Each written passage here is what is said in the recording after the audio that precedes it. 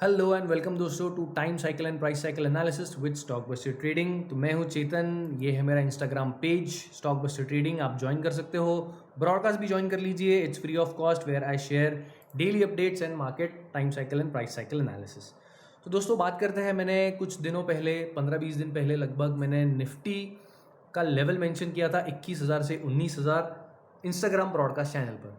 और आप लोग जो चार्ट देख रहे हैं सामने, ये है निफ्टी का चार्ट। इसके ऊपर हॉरिजॉन्टल जो लाइंस है, सॉरी जो वर्टिकल लाइंस है, वो टाइम साइकिल की है।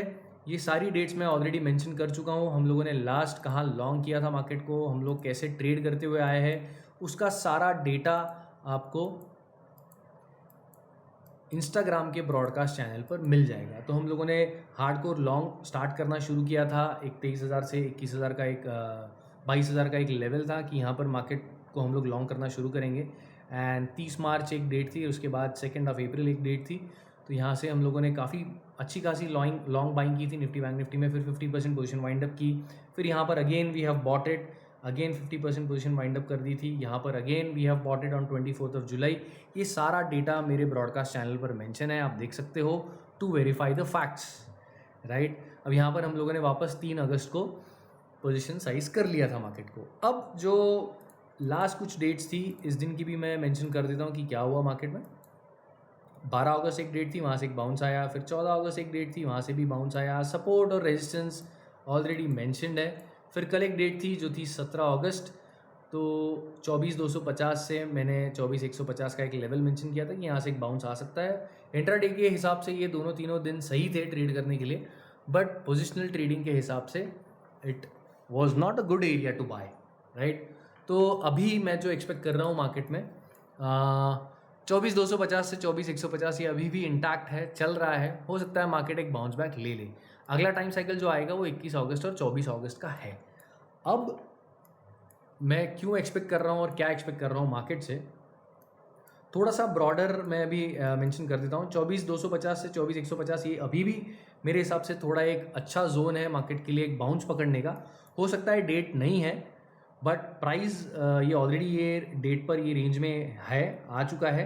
कभी कभी प्राइस एंड टाइम डाइवर्जेंस होता है, तो और कोई एक स्पेसिफिक प्राइस नहीं होता जहाँ से मार्केट सपोर्ट बना के भाग जाए। वो एक रेंज होता है जहाँ से मैं बाइंग एक्सपेक्ट करता हूँ।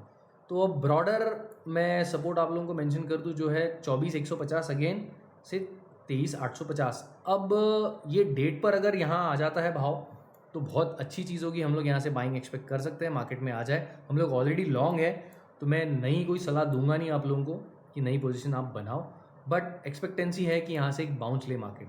अब जो नीचे जाने वाली जो एक्सपेक्टेंसी है 21,000 से 19,000 वो भी है, बट मेरे हिसाब से मार्केट एक बाउंस लेके यहाँ से आए चाहे यहाँ से आए, एक बाउंस लेके 24,800 से 24,100 ये एक रेंज है। यहाँ आने के बाद फिर भले ही मार्केट नीचे जाए, बट एक बाउंस दिए बिना मैं एक्सपेक्ट नहीं कर रहा हूँ कि मार्केट एकदम सडनली नीचे आ जाए। तो ये एक एक्सपेक्टेंसी है। और मैं स्विंग की बात कर लेता हूँ। Let's go to 1 hour chart. तो जो लास्ट जनवरी में जो टॉप लगा था, वहाँ से मार्केट कुछ इस तरीके से आया है, एक हाई बनाया, एक हायर लो बनाया। अब मार्केट ने फिर से एक हायर हाई बनाया, बट ये जो स्विंग है ये मुझे अधूरा लग रहा है, इसलिए मैं एक्सपेक्ट कर रहा हूँ कि मार्केट में एक बाउंस बैक आए। अब जो लोग टेक्निकल एनालिसिस फॉलो करते हैं, ट्रेंड लाइंस फॉलो करते हैं, उनके लिए भी यहाँ पर एक रेजिस्टेंस है। अब जो मैंने रेजिस्टेंस मार्क किए है ये गाइस प्राइस साइकिल के रेजिस्टेंस है, और ये प्राइस साइकिल के सपोर्ट्स है। This is not based on trend analysis, मतलब ट्रेंड लाइंस के ऊपर नहीं है। ये मार्केट कहाँ एक साइकिल कंप्लीट करेगा और कहाँ अगला साइकिल कंप्लीट करेगा, उस हिसाब से वो मैंने दिया हुआ है। But still both of the things are matching, trend line भी मैच कर रही है। तो मेरा एक्सपेक्टेंसी है कि ये जो अधूरा ट्रेंड है, जो यहाँ पर यहाँ नीचे जाने से पहले ये एक ऐसा ट्रेजेक्ट्री यहाँ तक आए, उसके बाद भले ही मार्केट नीचे जाए।